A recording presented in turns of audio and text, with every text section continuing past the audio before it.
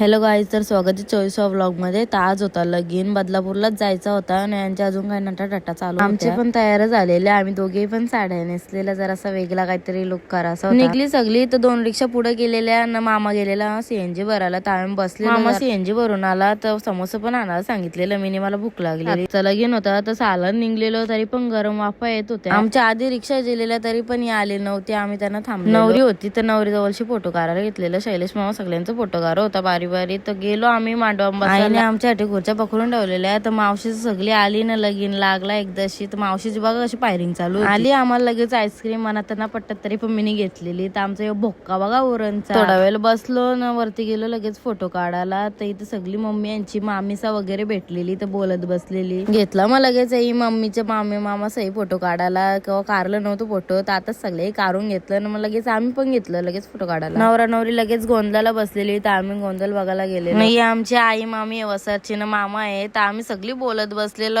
मागच्या गोष्टी करत बस. सगळी जेवायला बसलेली. व्हेज होतं तर मला जेवाचाच नव्हता, कंटाळा आलेला व्हेज खाऊन खाऊन. तर आम्ही चाललो, तर आईला बोललो बाय कर भर.